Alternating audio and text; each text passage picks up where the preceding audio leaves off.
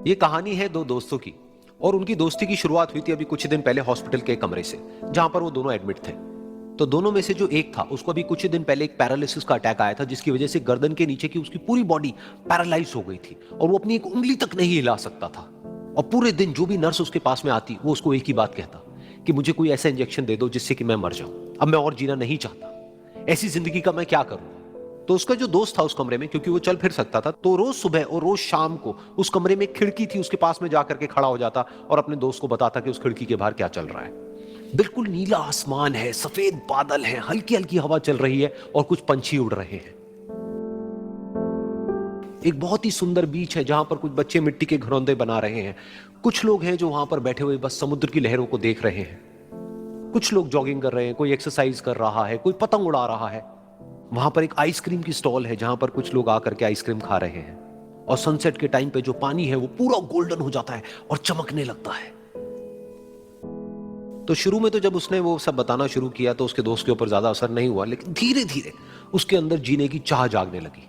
अब वो सुबह का इंतजार करने लगा कि जल्दी से सुबह हो और मेरा दोस्त मुझे बताए कि आज यहां पर क्या हो रहा है। कुछ दिन तक ऐसे ही चलता रहा। फिर एक दिन जब वो सुबह उठा तो उसने देखा कि सामने वाला बेड खाली है। फिर उसने नर्स को बुलाया और उससे पूछा कि क्या वो डिस्चार्ज हो गया है। तो नर्स ने कहा कि आपको तो उन्होंने बताया होगा, उनके पास कुछ ही दिन बाकी थे और कल रात को ही उनकी डेथ हो गई है।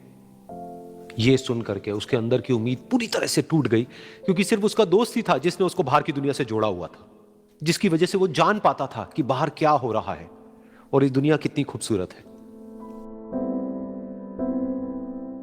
तो कुछ दिन तक तो वो रोता रहा और उसने जीने की चाह छोड़ दी।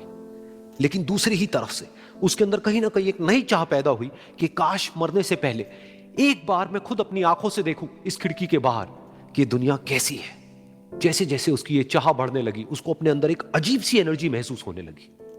और फिर एक दिन उसने अपनी पूरी ताकत लगा दी और किसी तरीके से वो बेड से नीचे गिरा और पकड़ पकड़ करके किसी तरह से उस खिड़की तक पहुंचा।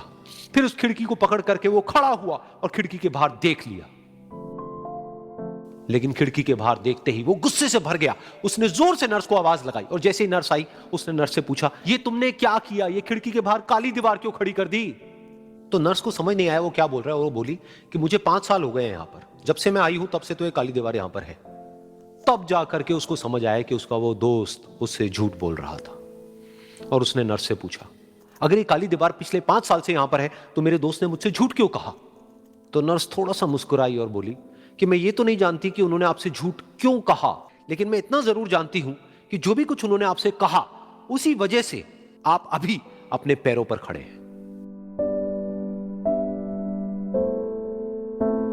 तो इस कहानी से हमको यह सीखने को मिलता है कि जो हमारे शब्द हैं, जो हमारे वर्ड्स हैं, जो हम अपने मुंह से बाहर निकालते हैं, उसमें इतनी पावर है जिसकी कोई हद नहीं है। वो किसी आदमी को गिरा भी सकते हैं और उसको उठा भी सकते हैं। तो अब आपके ऊपर है कि आप अपनी इस पावर को यूज करते हो या मिस यूज करते हो।